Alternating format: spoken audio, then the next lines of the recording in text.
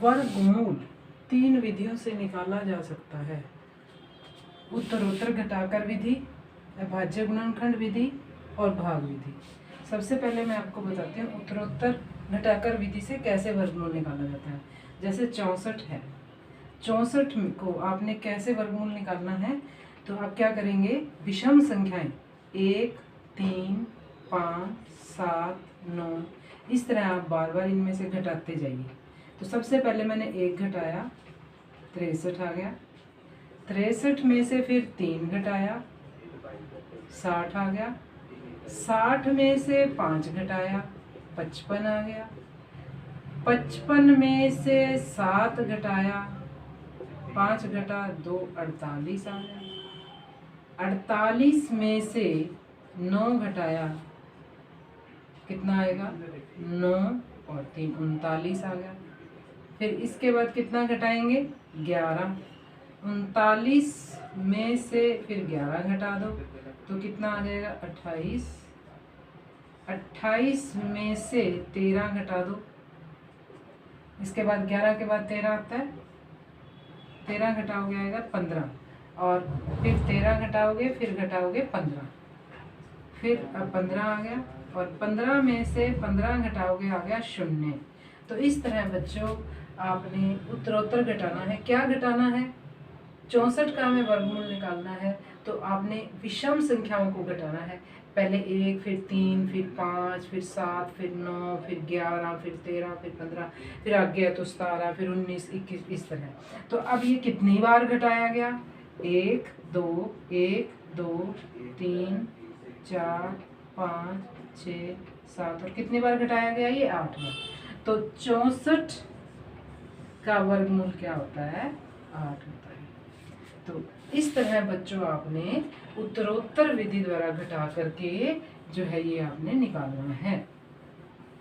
जितनी बार आपने घटाया, जितनी संख्याएं घटाई गई उस वो आंसर हो जाएगा। तो अब देखिए अभाज्य गुणनखंड विधि 64 आपने छठी से शुरू किया है अभाज्य गुणनखंड विधि सीखना। तो सबसे पहले देखो 64 यहाँ आपके जो विभाजकता की जांच सिखाई थी ना बच्चों, 2 पे जाता है संख्या, 2 पे कैसे विभाग होती है, 3 पे कैसे भाग होती है, वो जो अपने छठी में प्रैक्टिस की थी वो यहाँ बहुत लाभदायक होगी अगर वो ध्यान है तो आपको। तो जैसे पीछे 4 है सम संख्या है, तो ये 2 पर भाग होगा, तो 2 से जब 64 को भाग करेंगे तो आएगा 32। फिर पीछे 2 है सम संख्या है, फिर ये 2 से भाग हो सकता है, जब तक 2 से हो सकता है आप 2 से ही भाग करते रहिए। तो 2 32 है, यहाँ 2 से हम भाग करेंगे, 16 दूनी 32 होता है, ठीक है। फिर 6 है, फिर भी 2 से भाग हो सकता है। 16 है, 8 दूनी 16, 2 को 16 से भाग करेंगे 8 आएगा।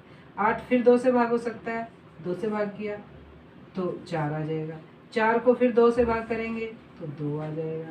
2 को फिर 2 से भाग करेंगे 1 आ जाएगा। तो इस तरह बच्चों आपने पहले अभाज्य गुणनखंड बना लेने हैं, और फिर आपने देखो इसे क्या करना है, 64 के हमने अभाज्य गुणनखंड क्या बनाए, 2 गुना 2 गुना 2 गुना 2, 1 2 3 4 5 6 कितने हैं ये, 2 6। 64 का वर्गमूल करना है तो हमने इसका भी वर्गमूल करना है, 2 2 2। आपने यहाँ अभाज्य गुणनखंड बनाकर जोड़े बना देने हैं। इस वर्गमूल का मतलब होता है कि घात जो है, जैसे x का वर्गमूल है तो x की घात आधी है, तो यहाँ 2 की 2, 2 की 2 और 2 की 2 हो जाएगा। तो सबकी घात आधी हो जाएगी, तो 2 से 2 से 2 से कैंसिल हो जाएगा, 2 गुना 2 गुना 2 की घात 2 होगी, और ये घात कितनी होगी, आधी होगी। तो 2 से 2 कट गया, 2 दूनी 4 दूनी 8 आ गया। तो बच्चों इस तरह 64 का वर्गमूल क्या हुआ, 8। हम सीधे जोड़े बना के जोड़े भी निकाल सकते हैं। ऐसे क्यों आया ये आपको मैंने समझाने के लिए बताया है। जोड़ा 2 2 2, ये 64 के गुणनखंड हो गए, फिर ये जोड़े बना दिए, जोड़े की घात होगी 2 इकट्ठी होगी, 2 से 2 1/2 कटोगे तो आ गया 8। तो 64 का वर्गमूल होता है 8। देखो बच्चे आपने अभी उत्तरोत्तर विधि द्वारा भी घटाया तो भी 8 आया। 64 का आपने अभाज्य गुणनखंड विधि द्वारा भाग किया निकाला तो भी 8 आया। अब हम भाग विधि से हम 64 को करते हैं कि भाग विधि से कैसे होता है। देखो आपने क्या करना है, आपने देखो पहले यहाँ जोड़े बनाने होते हैं, तो ये तो है ही पहले 2, और होते तो आगे ऐसे जोड़े बन जाते। जोड़े कहाँ से बनाते हैं, पीछे से जोड़े बनाते हैं, और संख्या होगी ऐसे जोड़े, आगे 1 भी बच सकता है। जैसे मैं एक 529 और लेती हूँ, यहाँ भाग विधि करनी है, तो क्या करेंगे हम, पीछे से जोड़े बनाएंगे, पीछे 2 और फिर चाहे 1 बचे या 2 बचे, आपने ऐसे लेना है। तो पहले मैं 64 को ले रही हूँ। 64 के बारे में आप ऐसे सोचिए कि कोई ऐसी संख्या जो 8 उसी को उसी से गुणा करें तो इससे कम रहे या ये आए, तो वो क्या है, 8 है। 8 8 64 हो गया। तो वर्गमूल क्या आ गया 64 का, 8। ये तो 2 अंकों की ही संख्या थी, एक ही जोड़ा बना। अब मैं आपको यहाँ 529 में दिखाती हूँ। 529 में 2 जोड़े बने, तो 5 है यहाँ। 5 से छोटा पूर्ण वर्ग क्या होता है, 4 होता है। तो वो किससे बनता है, 2 दूना 4 से बनता है। तो 5 में से अगर हम 4 घटाएंगे क्या आएगा, 1। इसके बाद देखो बच्चों, भाग में आप हर स्टेप में एक एक अंक उतारते हो ना, यहाँ आपको जोड़े जोड़े उतारने हैं। तो यहाँ पूरा जोड़ा उतरेगा 29 का। और अब देखो बच्चों, आप आगे बात ध्यान रखो, अब आपने जो ये पहले आंसर आ चुका है, अपना भागफल आ चुका है, उसको आपने डबल कर देना है।